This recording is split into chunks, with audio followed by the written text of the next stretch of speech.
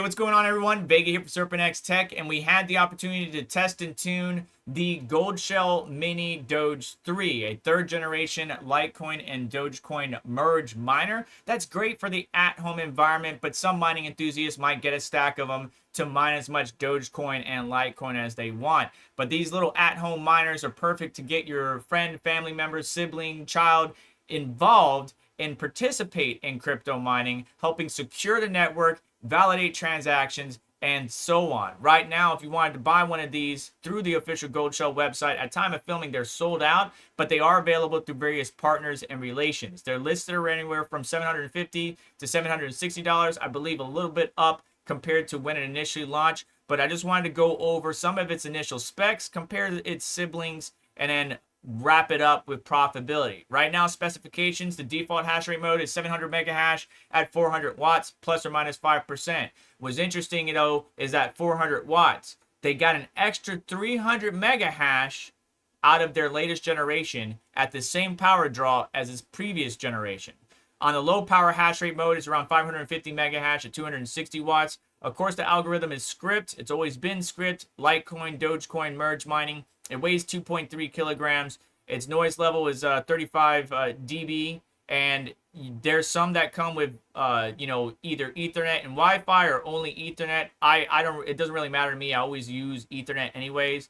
Runs on 100 to 240 volt, and the fans is 4,500 RPM. You're gonna see that trend, or basically these specs as far as hardware goes, is pretty much the same, right? Now, I have this on DX pool, but you can choose whichever pool you personally like.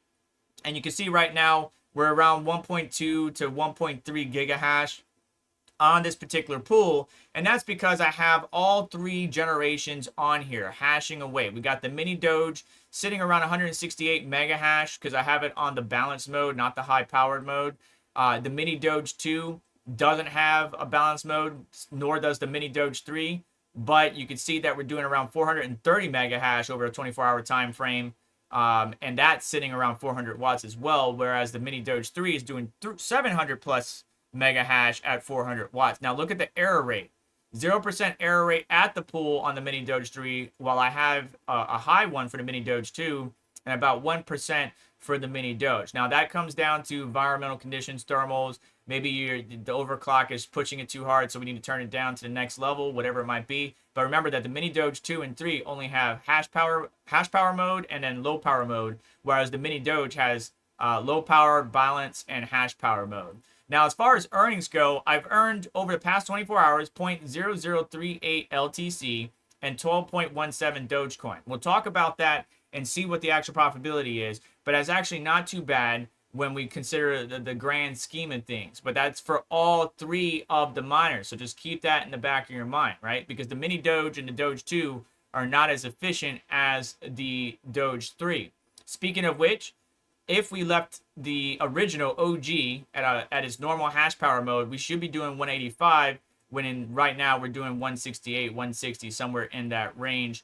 And it should be doing it at 233 watts, where we're doing just below that, right under 200 watts, give or take some change. Now, the weight is a little bit lower by 0.3 kilograms, but everything else is pretty much the same, right? So the fan RPM, the power draw, the different modes that you could have, you either got one that's capable with Ethernet or Wi-Fi or Ethernet only, but the dashboard's the same. Pretty much everything is the same. Obviously, the firmware version, if I get out of your way here, might be outdated. I haven't checked in a while on the MiniDoge and the Doge 2, but I'm on 2.2.6 right now. You can see the hardware version. You can see the name up here, and we can see that it's sitting around 77, 78 degrees Celsius, which is about the average for the ambient air temperature here at my household. Now, the fans say that they could do 4,500 RPM, but this one's only sitting right under 1,400 for the MiniDoge.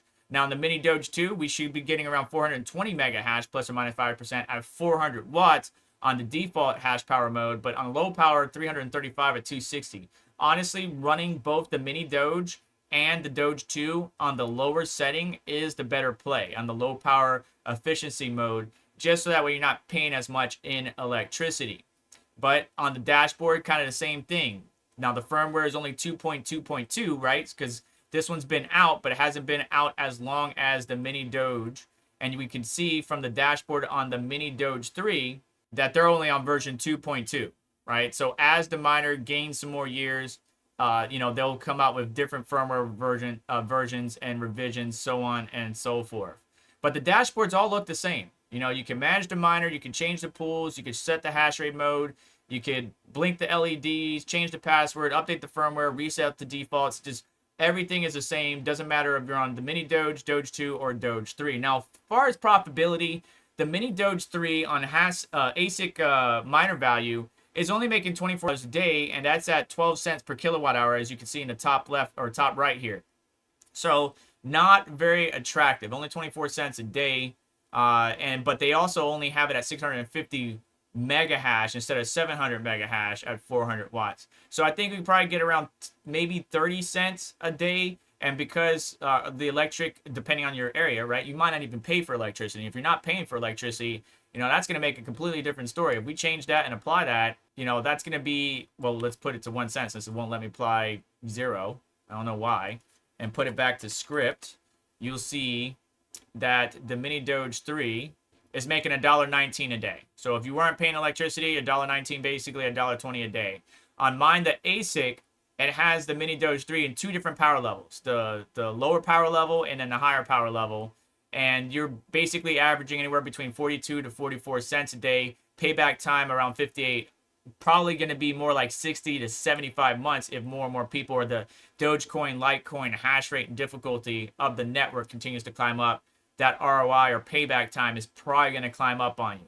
These aren't the biggest things. They're not like its bigger brothers like the L7s or the L9s that are available to mine Litecoin and Dogecoin merge mining, where you can be making anywhere from $15 a day all the way up to $35 a day, depending on the model. But the price difference is dramatic, right? If we pick the L9, the highest one that we can get right now, we're looking at $10,000, $12,000, $14,000, $15,000 to get involved, where you can get the Mini Doge 3 just to get somebody started, just to get your foothold in the door. It's kind of like GPU mining or CPU mining before you go jumping into ASICs, right?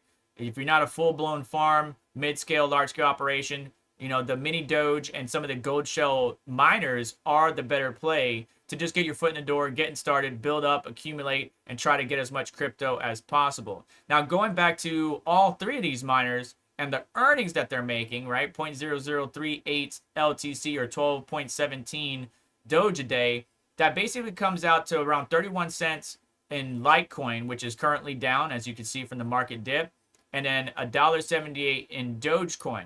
So basically $2 and some change right now between all 3 miners. But again, I am not running the Mini Doge 2 in the most efficient way that I could, and I'm not running the Mini Doge in the most efficient way that I could. So we should probably do that. And even if you did get the Mini Doge 3, what I would recommend is probably running it in the low power hash rate mode, just to be as efficient as possible. But as always, and as many times as I said it on this channel, always do what's best for you, your setup, your configuration. And thank you so much for clicking on this video. Do me a favor on the way out, hit the like button, make sure to get subscribed, hit the notification bell to stay up to date, as well as check out links in the description to help support the channel and what we do here. I'll have links to various partners or affiliate links. If you are interested in buying one of these Mini Doge 3 miners, they'll be down there. They do provide a kickback to the channel, and I appreciate your support. But besides that, you just have yourself a wonderful day. Take care. I'll catch you in the next one.